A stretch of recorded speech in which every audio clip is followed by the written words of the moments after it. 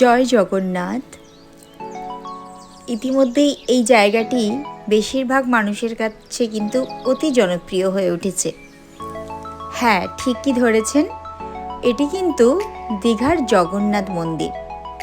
যারা সমুদ্র ভালোবাসে, এতকাল যারা দীঘায় সমুদ্রের জন্য ছুটে আসতো, এখন কিন্তু দীঘাতে শুধু সমুদ্র নয়, সমুদ্রের পাশেই গড়ে উঠেছে এই জগন্নাথ মন্দির। একই সঙ্গে সমুদ্রে স্নানও হয়ে যাবে, প্রভুর দর্শনও হয়ে যাবে। তাই আজ আমি এই ভিডিওটি তুলে ধরলাম।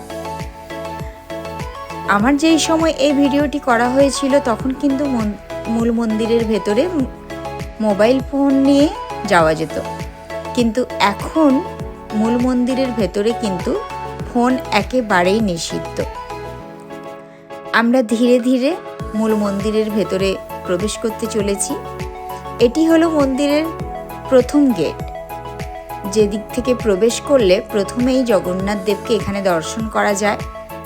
তারপর সামনের দিকে এগিয়ে গেলে একটি ফাঁকা সুন্দর সিঁড়ি রয়েছে, যার দুই দিকে খুব সুন্দর করে পদ্মপুকুর করা রয়েছে।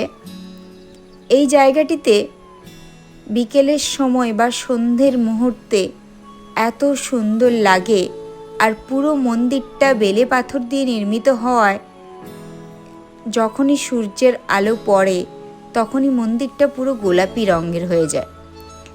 এই দৃশ্য চোখে না দেখলে কিন্তু একেবারেই অনুভব করা সম্ভব নয়। যারা এখানে এসেছেন, যারা মন্দিরের মধ্যে এসে অনেকটা সময় কাটিয়ে গেছেন, তারা তো বুঝতেই পারছেন আমি কেন বারবার বলছি যে চোখে না দেখলে এই মন্দিরের সৌন্দর্য উপভোগ করা যায় না। তারপর আমরা ধীরে ধীরে কিন্তু মূল মন্দিরের ভেতরে প্রবেশ করলাম। সেই সর্বোত্তম মুহূর্ত, যেখানে ভগবান জগন্নাথ, বলরাম ও দেবী সুভদ্রা রয়েছে, ওনাদের দর্শন করতে পারলাম।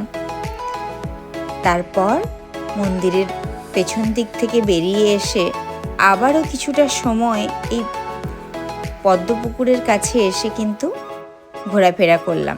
আসলে এই জায়গাটি এত সুন্দর লাগছে, আর পুরো মন্দিরটা এত বড় জায়গা জুড়ে রয়েছে যে চারিদিকে বসতে ঘুরতে কিন্তু কোনো রকম অসুবিধে হবে না, বরং আরও ভালোই লাগবে।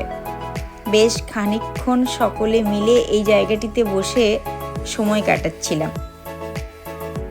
প্রভুর স্থানে এসে একটু বসে থাকার যে শান্তি পাওয়া যায় তা অপার, অসীম।